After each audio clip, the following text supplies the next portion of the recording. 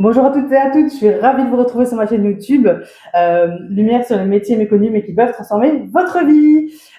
Comme je l'ai dit précédemment sur ma précédente vidéo, aujourd'hui j'ai le plaisir d'interviewer une amie, enfin une thérapeute qui est devenue une amie et également qui m'a aidée pendant un moment dans ma vie où ça n'allait pas.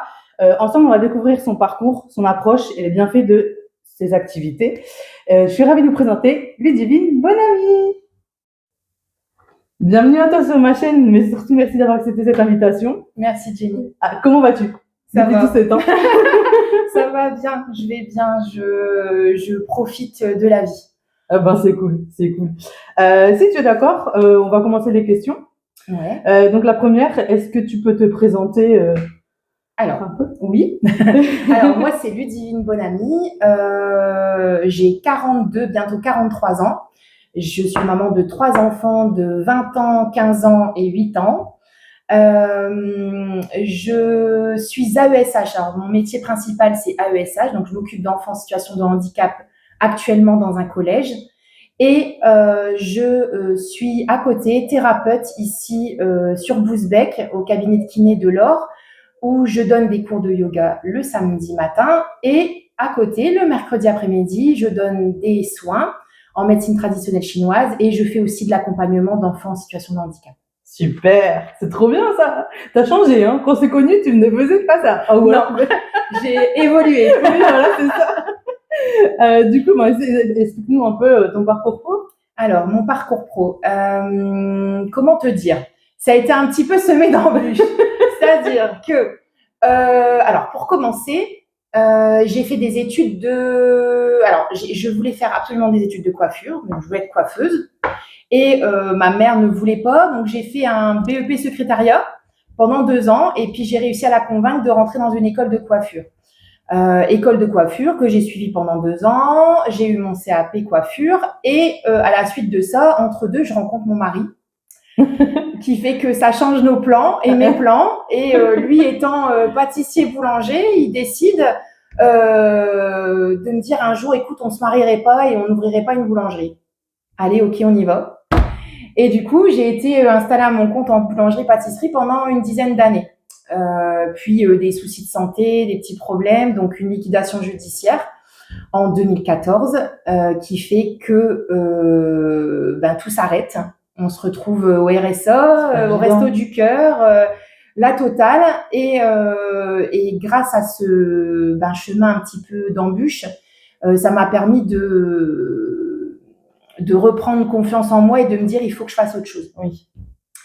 Et en 2011, donc un petit peu avant la liquidation du judiciaire, 3 ans avant, il s'avère que j'avais beaucoup d'eczéma, des soucis de santé, des soucis de au niveau de la peau, etc. Et du coup, je décide d'aller voir une thérapeute parce que j'avais tout essayé, crème cortisone, dermatologue, il n'y a rien qui faisait. Oui. Donc, je me suis dit, je vais essayer de voir quelqu'un d'autre. Et donc, je suis allée voir une personne qui s'appelle Valérie, qui est aussi thérapeute, qui a été mon mentor pendant plusieurs années suite à ça, et que je rencontre sur un rendez-vous et qui me fait une séance de Reiki. D'accord. Cette séance s'avère bénéfique puisque 3 semaines après, je n'ai plus d'eczéma. Okay. Donc, on a travaillé beaucoup l'émotionnel. En fait, on se rend compte que les problèmes de peau, c'est lié beaucoup à l'émotionnel, parce que je travaille aujourd'hui aussi en médecine traditionnelle chinoise. Et donc, mon parcours, en tout cas dans les thérapies, commence en 2011. D'accord, ok. Voilà. Entre deux, donc, liquidation, je reprends des études. Entre deux, je continue des formations. Donc, actuellement, je suis formée... Donc, j'ai commencé première et deuxième année de Reiki. Donc, je suis formée au Reiki, premier et second degré. J'ai commencé par ça. Ensuite, j'ai fait la formation pour les huiles essentielles. Donc, travailler tout ce qui est huile essentielle, aromathérapie. Donc, souvent, je travaille avec les plantes. Et si je peux complémenter en plantes dans le suivi de mes patients, je le fais. J'ai ensuite fait une formation de réflexologie plantaire. Qui m'a amenée vers la médecine traditionnelle chinoise. Donc, j'ai commencé par ça, puis crânio-facial, donc tête et mains. Donc, du coup, en réflexologie, je fais maintenant de la globale. Donc, je fais la tête, les mains et les pieds. Et ça m'a tellement plu, je me suis dit, il faut que je fasse le système donc en médecine traditionnelle qui s'appelle la massothérapie par digitoponcture. Donc en fait, au lieu de poncturer avec des aiguilles, on poncture avec nos pouces le corps. Et ça m'a permis en fait de faire cette formation donc qui dure assez longtemps et de pouvoir traiter aussi bien les sportifs, les personnes âgées, les enfants, voilà, tout type de personnes avec qui peuvent avoir des problèmes de santé ou non, qui peuvent venir pour du bien-être ou pour une pathologie particulière. Ok. Tu sais que t'as répondu à beaucoup de questions. Ouais. Bah ouais, du coup, sur mon parcours pro, en fait, c'est ça. Mais je pense qu'on peut aller après plus en détail. Bien sûr, bien sûr. Du coup, voilà. Pourquoi as-tu choisi médecine traditionnelle chinoise et donc professeur de Yin Yoga? Alors, pourquoi prof de Yin Yoga et pourquoi la médecine traditionnelle chinoise? Alors, la première chose, c'est que j'ai rencontré Valérie, qui était enseignante Reiki, mais qui avait son cabinet où elle proposait des soins Reiki. Alors, à l'époque, elle proposait pas l'acupression parce qu'elle a fait l'école de médecine traditionnelle chinoise qui est en 7 ans. Quand même. C'est 7 années. Et donc, elle, en fait, je pense que ça a été le déclencheur chez moi pour la médecine traditionnelle. Alors, pourquoi la médecine traditionnelle chinoise? Je dirais que dans la médecine traditionnelle classique, on va travailler sur un corps. Alors, on fait beaucoup de pratiques au niveau des corps décédés. Donc, beaucoup d'autopsies en médecine traditionnelle générale, on va dire, en France, c'est sur des autopsies qui sont faites sur des corps morts. En médecine traditionnelle chinoise, la différence, c'est que le médecin traditionnel chinois va travailler sur un corps en vie. Et il va regarder ce qui se passe dans le corps, à l'extérieur du corps. Il va regarder la peau, il va regarder les yeux, il va regarder l'haleine, il va regarder comment la personne respire. Il va regarder comment la personne bouge, comment elle marche. Il va regarder aussi les symptômes, ce que la personne lui dit. Et face à ça, il va se retrouver avec pas mal de choses pour travailler en fait sur le corps de cette personne. Donc, il va travailler aussi sur l'émotionnel. Qu'est-ce qui se passe dans sa vie? Qu'est-ce qui s'est passé dans la vie avant aussi? Et avec tout ça, il va traiter ce qu'il peut traiter, quoi. D'accord, ok. Donc toi, c'est ce que tu fais actuellement par cette médecine chinoise. Ok. Et du coup, professeur de Yin Yoga, ça consiste en quoi exactement? Et donc, pourquoi j'ai choisi? Alors, professeur de Yin Yoga, c'est venu un peu après. Là, ça fait maintenant 4 ans que je fais du yoga. Donc, je faisais du yoga dans un club où je fais toujours et maintenant j'enseigne. D'accord. Donc, je suis pratiquante parce que je pratique toujours chez moi, mais je pratique plus au club parce que maintenant j'enseigne. Donc, du coup, c'est un peu particulier. Mais alors, pourquoi le Yin Yoga? Parce que en médecine traditionnelle chinoise, on travaille le Yin et le Yang. Donc, on a le côté féminin et le côté masculin. D'accord. Et en fait, le Yin Yoga, c'était un yoga qui me convenait plus parce que je suis pas quelqu'un de, je vais pas faire du vinyasa, des trucs hyper rapides en yoga. Je vais pas voilà. Moi, je suis plutôt alors le Yin Yoga, qu'est-ce que c'est? On va travailler la mobilité du corps. D'accord. Mais cette mobilité, on va la travailler dans l'immobilité. D'accord. C'est-à-dire qu'on va garder des postures de yoga très très longues qui peuvent aller de 3 minutes jusqu'à 10-15 minutes pour les experts en Yin. Et en Yin, on va travailler la sensation dans notre corps, on va travailler qu'est-ce qu'on ressent, on va travailler aussi qu'est-ce qui nous passe par la tête. Donc, on va travailler beaucoup le mental. Et du coup, on débloque des situations par le Yin Yoga. Donc, c'est un yoga qui me convient plus puisqu'on travaille l'émotionnel, on travaille la mobilité. Donc, on va garder une certaine souplesse puisque toute personne peut faire du Yin Yoga, du coup. Et c'est un yoga très doux. C'est un yoga qui est super l'hiver parce que l'hiver, en médecine traditionnelle chinoise, en hiver, on doit redescendre, on doit se calmer. Et par contre, l'été, c'est le yang. Là, on remonte, on redonne de l'énergie. Mais le yin, c'est top, quoi. Toute l'année, c'est top. Je pense que je vais prendre rendez-vous, hein. Je pense que je vais prendre rendez-vous. Du coup, par rapport à ces deux activités, tu accompagnes qui? Alors, j'accompagne, donc en médecine traditionnelle chinoise, j'accompagne des adultes, je peux accompagner des enfants. En réflexologie plantaire, on peut accompagner aussi les bébés. D'accord. D'accord, les massages bébés, etc., c'est possible. Alors, j'accompagne beaucoup aussi les sportifs. D'accord. Parce qu'en fait, les sportifs, en fait, en massothérapie par digitoponcture, on va travailler en profondeur et on va travailler. Alors, je sais, c'est un terme que j'utilise souvent, qu'on appelle les fascias. Donc, en fait, le corps est rempli donc d'une certaine structure, en fait, où il y a des études qui ont été menées. Et en fait, ça recouvre complètement, c'est comme une toile d'araignée, et ça recouvre complètement nos os, nos muscles, etc. D'accord. Et en fait, on s'est rendu compte que les fascias travaillaient beaucoup avec l'émotionnel et le mental. C'est-à-dire que si ton corps est tendu, le fascia va se resserrer. D'accord. Et du coup, le corps va être douloureux.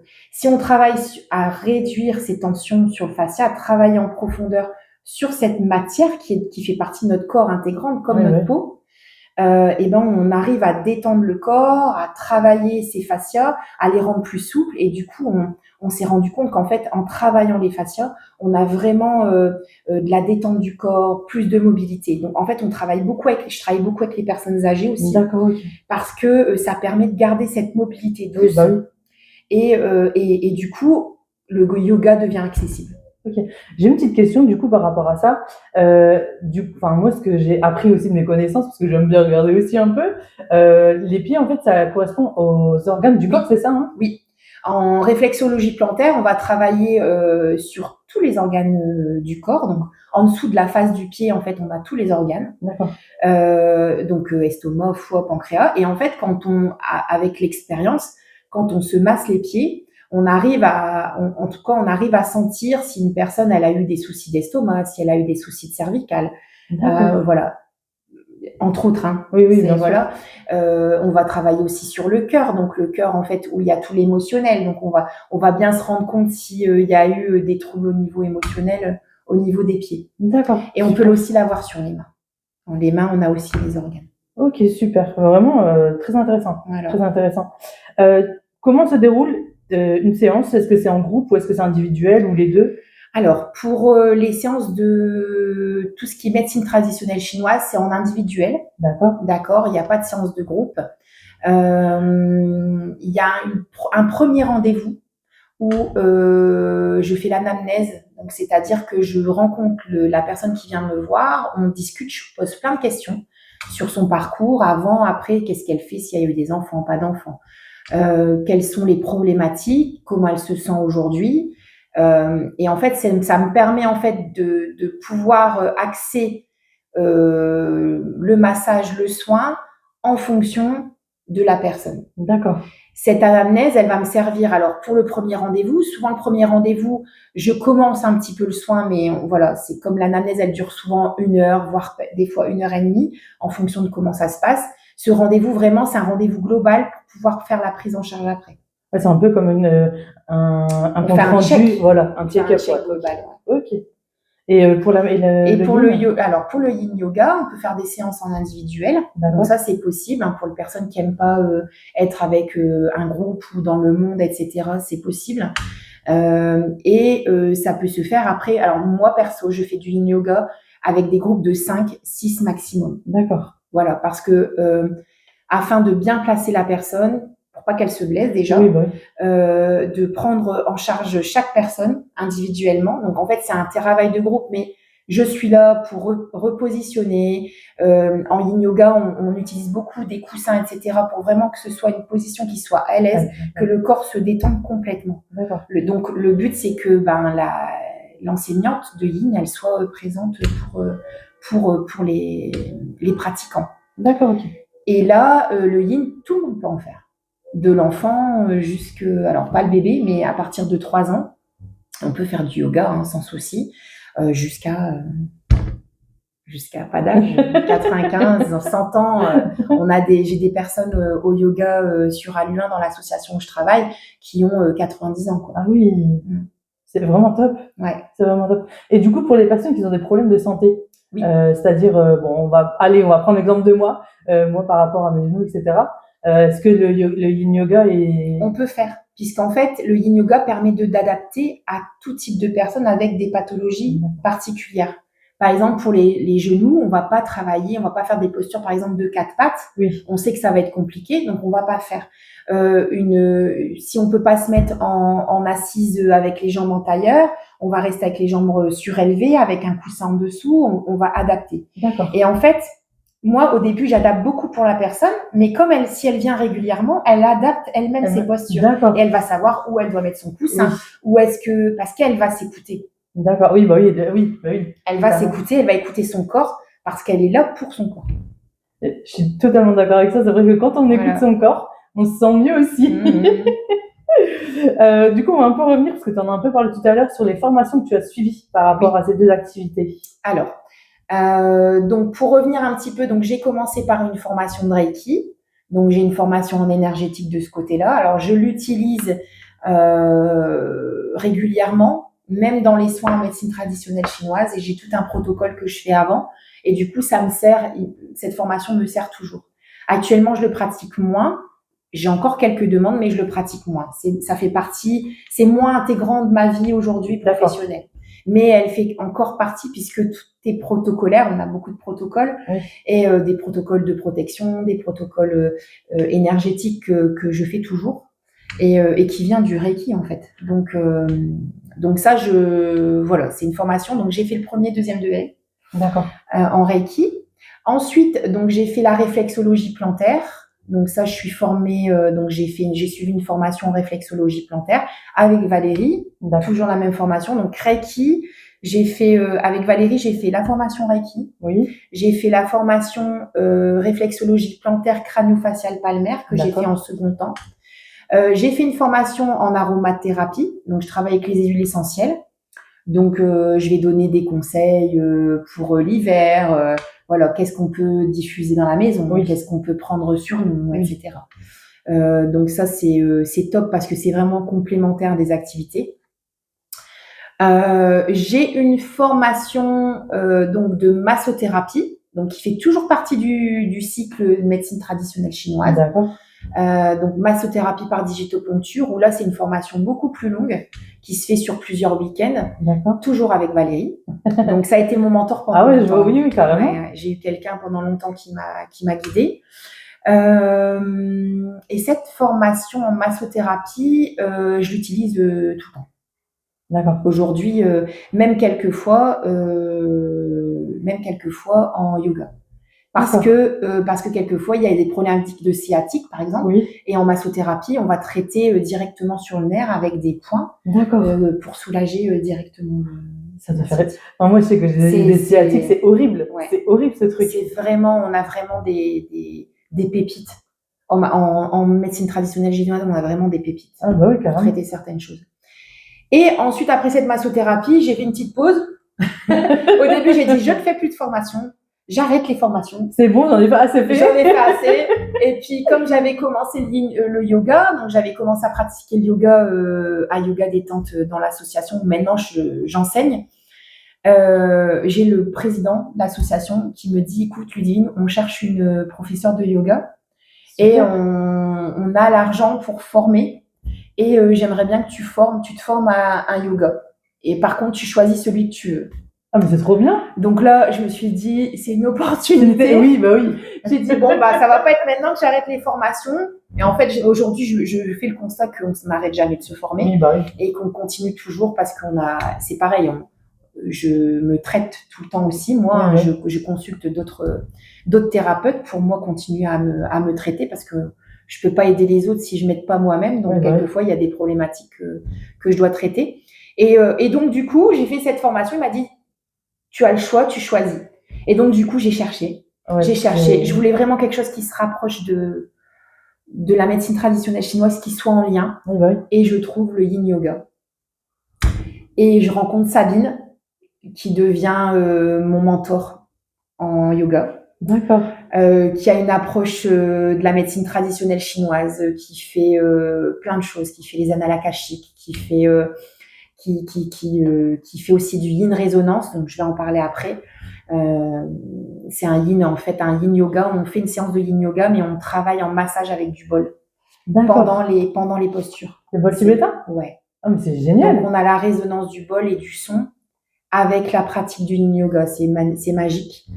Ça dénoue le corps. Enfin, vraiment, on travaille avec ça. C'est juste top. Et donc, du coup, j'ai fait cette formation de yin que j'ai commencé à pratiquer à yoga détente. Donc, au départ, je donnais des cours comme ça. Et au bout de quelques mois, j'ai dit, faut que je trouve un cabinet, en fait, pour pouvoir donner des séances, pratiquer plus. Et je suis venue ici sur Bousbecq il y a 1 an. Donc, j'ai commencé en août, bientôt, ça va bientôt faire 1 an. En août 2025, où j'ai commencé à donner des cours d'essai. Et puis, j'ai rempli 2 créneaux complets tous les samedis matins. C'est trop top, ça, vraiment. Voilà. C'est cool. Mais moi, ce que je pense, et ça m'est arrivé aussi, c'est qu'en fait, il y a toujours des rencontres, des opportunités qui se présentent à nous. Et c'est pas pour rien. C'est pas pour rien. Et même, il y a des choses que je faisais également. Et que du coup, quand tu évolues, ben, c'est comme si tu n'en avais pas plus besoin, mais tu partais sur autre chose. C'est ça. Et vraiment, c'est vraiment cool, quoi. Je pense que vraiment, il y a toujours un point d'attache, un fil rouge, fil conducteur qui fait que, enfin, moi, ça a été comme ça, c'était un fil conducteur et ça m'a amené là. Et j'ai laissé faire, en fait. Oui. Je laisse faire l'univers, comme je dis toujours, si on doit me guider, on me guide. C'est ça. Et voilà. Et aujourd'hui, ça a été vers ça.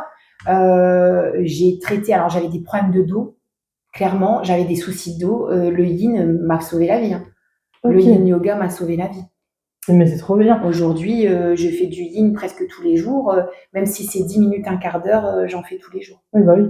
Mais c'est vraiment top, en fait, parce que du coup, c'est vrai que, enfin, après, il y a beaucoup de personnes qui disent, oui, mais les thérapeutes, est-ce que ça fonctionne vraiment? Est-ce que, je vais plus avoir de douleur? Est-ce que ça va évoluer ou est-ce que ça va diminuer? Il y a beaucoup de gens qui se posent ces questions-là. Moi, personnellement, c'est vrai que au départ, c'était pareil. Je ne connaissais pas. Je suis très contente de faire ces interviews avec toi, avec Elam, avec d'autres aussi thérapeutes à l'avenir.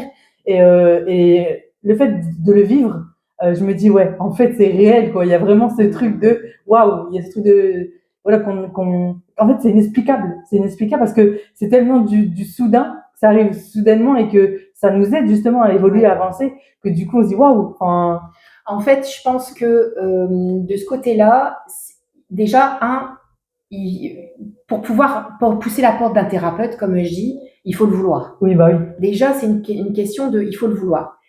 Le but n'est pas de croire en soi parce que quelquefois, j'ai beaucoup de patients, je peux pas dire patients. Je dois dire clients. Tu vas te faire taper sur les doigts. Voilà, je dois dire clients, je ne dois pas dire patient, mais en tout cas, ça reste quand même une thérapie, entre guillemets. Alors, ce qui pose beaucoup de problèmes chez certaines personnes, c'est qu'il y a malheureusement, comme dans tout métier, il y a des gens qui sont pas fréquentables. Et il faut le dire, non mais clairement, il faut le dire. Il y a des thérapeutes qui sont qu'il faut pas pousser leur porte, hein, clairement. Et voilà, moi j'ai les pieds bien sur terre, même si quelquefois je suis un peu ailleurs, mais je suis bien sur terre. Je pense que voilà, il y a vraiment des thérapeutes où on doit faire attention, mais notre corps le dit. On le ressent. On le ressent. Ah oui, si on n'est pas bien avec quelqu'un, on le ressent. Je suis d'accord. Donc, je pense que si on a envie, si on nous parle souvent d'un thérapeute et que, parce que souvent c'est comme ça, c'est du bouche à oreille, oui. J'ai été voir elle, j'ai été voir un tel, ça s'est bien passé. Je pense qu'il faut écouter aussi un peu les autres et après, il faut s'écouter soi. Quand Absolument. On pousse la porte, si on le ressent, on le ressent. Si on ne le ressent pas, on arrête et point. Oui, bah oui, carrément. Il y a juste à pousser la porte, on quitte et c'est tout. Bien sûr. Mais je pense qu'il est important que les gens sachent qu'on ne résout pas tout. Bien sûr. Comment dire ? Je pense que la première personne qui peut résoudre le problème, c'est soi-même. Carrément. Donc, si on vient déjà avec la conviction qu'on veut aller mieux, déjà, c'est un pas. Bien sûr. C'est un pas dans la guérison.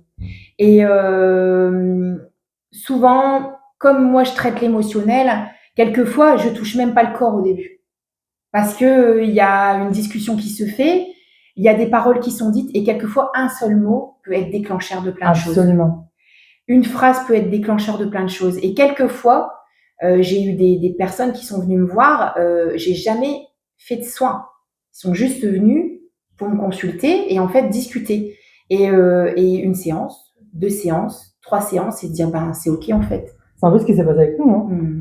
Parce qu'on s'est vu à 2 reprises et c'est vrai qu'on a fait que communiquer. Et je savais déjà les choses avant de. Mais bien sûr. En fait, souvent, on a juste besoin d'entendre de la bouche de quelqu'un d'autre ce que l'on sait déjà. Oui, absolument. Et voilà. Et moi, c'est des choses qui m'ont fait avancer. Parce que quelquefois, j'avais pas confiance en moi. Encore aujourd'hui, des fois, j'ai pas confiance en moi. J'essaye, mais quelquefois, c'est difficile. Et quelquefois, le fait d'entendre de quelqu'un d'autre ce qu'on entend en nous, c'est le déclencheur de tout. Absolument. Je suis tellement d'accord avec ça sur ce point-là. C'est vrai que des fois, on a besoin juste d'avoir la confirmation de ce qu'on ressent. La thérapie, elle commence là. C'est ça, absolument. Absolument. La prochaine question, c'est comment les gens perçoivent-ils aujourd'hui tes deux activités? Alors, donc du coup, il y en a 3, parce qu'il y a mon métier. Oui. Il y a mes 2 activités de thérapeute, c'est vrai, mais il y a aussi. Alors, c'est très particulier, parce que en fait, il y a beaucoup de choses que j'utilise de mes connaissances en tant que thérapeute, de toutes les formations que j'ai fait, que j'utilise dans mon métier premier qui est AESH. Je m'occupe d'un public particulier, donc le handicap de l'enfant. Et donc aujourd'hui on a tout type de handicap. On va avoir du trouble de l'attention avec ou sans hyperactivité. On va avoir de l'autisme. On va avoir du handicap. On peut avoir du handicap lourd. Moi, j'en ai pas aujourd'hui du handicap lourd, mais on peut en avoir aussi à l'école. On va avoir des troubles du comportement. On a souvent aussi des enfants qui sont placés, qui viennent, qui ont pas de repères, des manques de repères, etc. Et en fait, aujourd'hui, je me rends compte que, parce que ce métier-là, je le fais depuis 3 ans, donc c'est assez récent en fait. J'ai fait ça en complément de mon activité, qui me prend 24 heures semaine, donc qui me prend quand même une grosse partie de mes journées. Et en fait, ces formations, aujourd'hui, m'ont permis de pouvoir aider certains enfants. Donc, dans la relaxation, dans la confiance en eux, souvent dans les troubles du comportement, parce que j'ai un établissement qui me permet, et j'ai des personnes autour de moi qui ont un minimum de confiance en moi, et qui me permettent en fait de pouvoir prendre l'enfant pour faire des séances d'automassage par exemple. Donc je leur montre l'automassage et ils se massent eux-mêmes. Et du coup, ça leur permet de redescendre. Je leur donne des tips.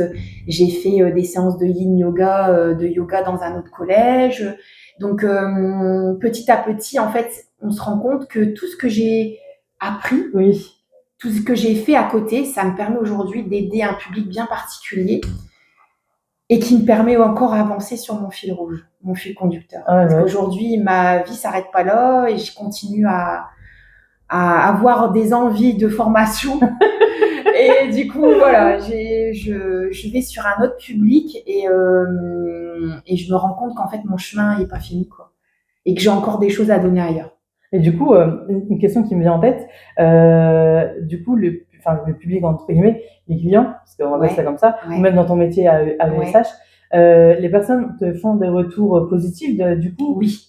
Alors, en fait, il y a toujours un regard, en fait, c'est un peu ambivalent.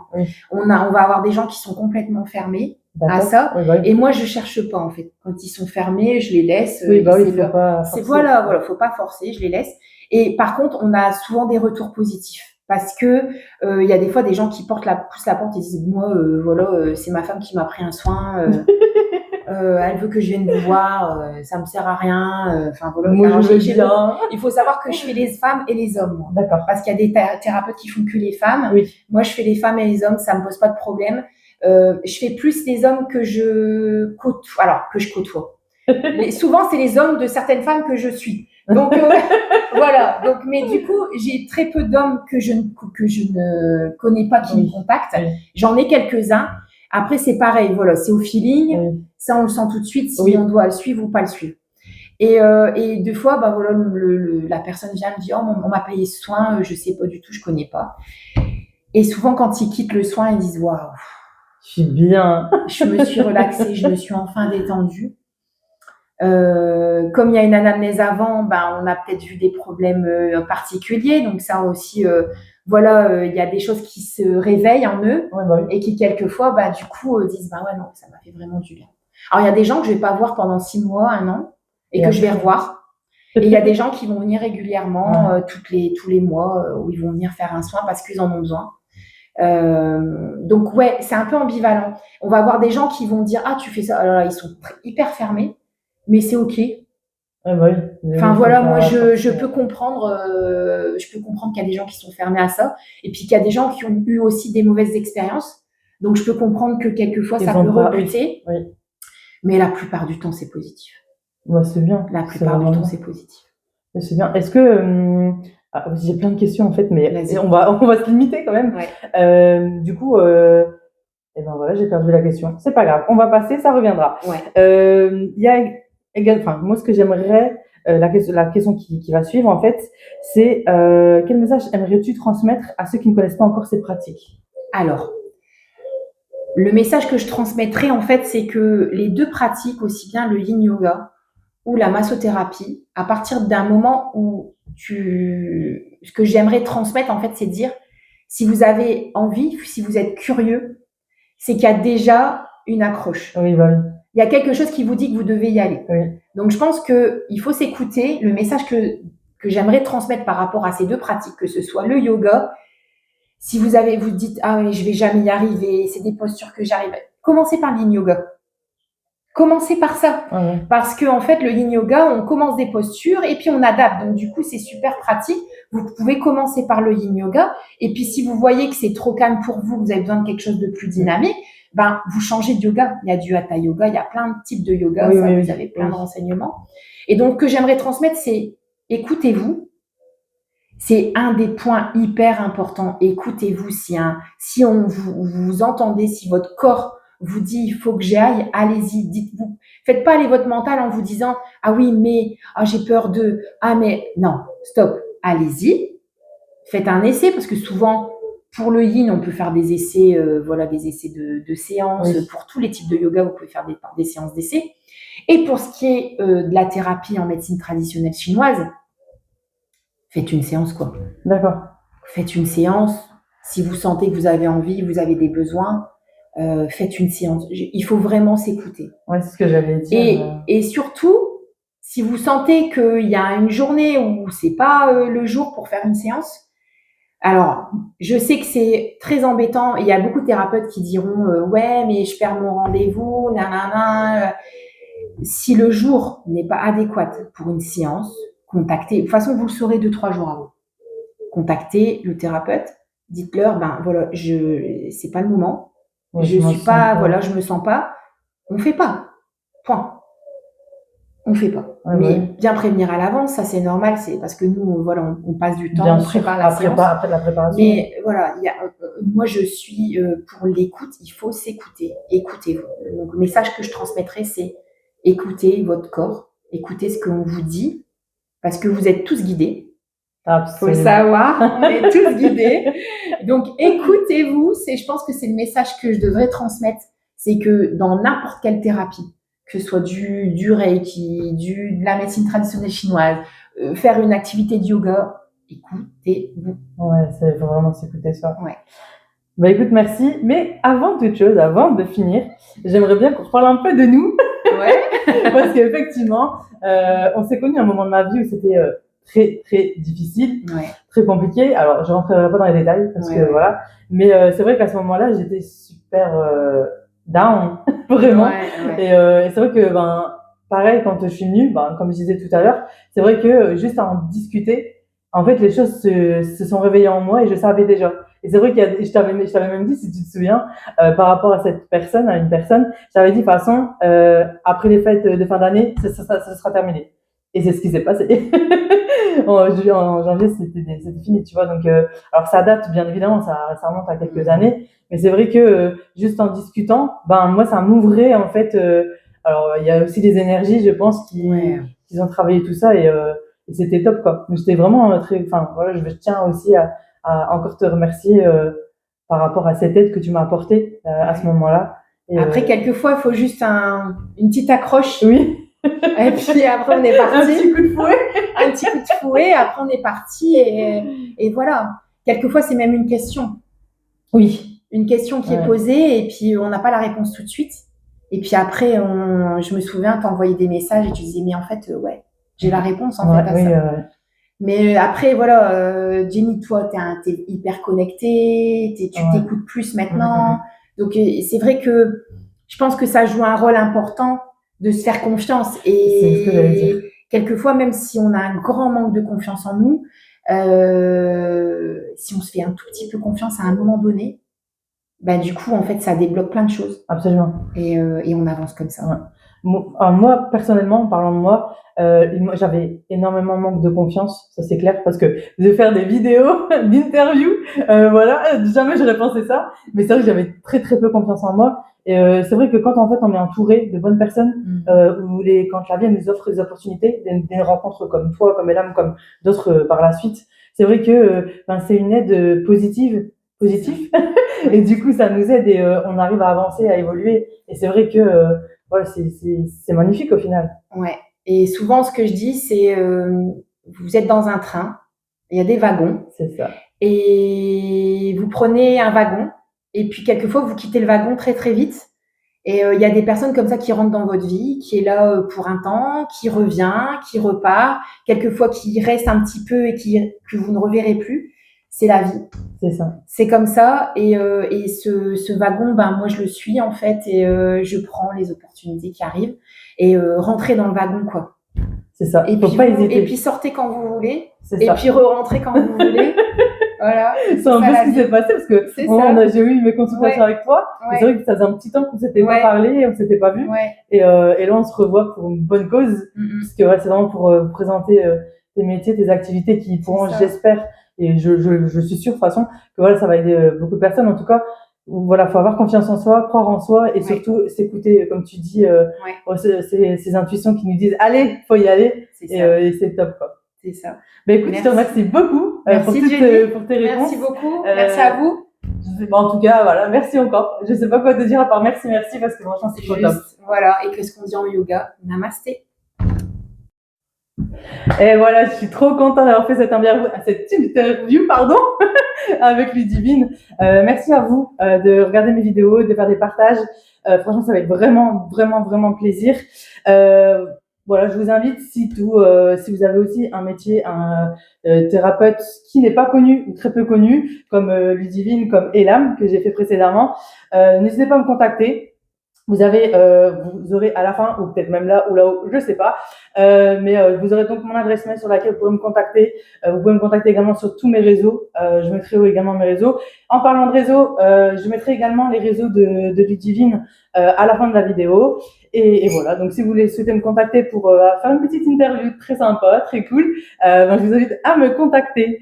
Donc pour le mail, c'est dis donc, j'ai du mal. Mise en lumière 59@gmail.com. Pour mes réseaux, je les mettrai à la fin parce que sinon ça va être trop long.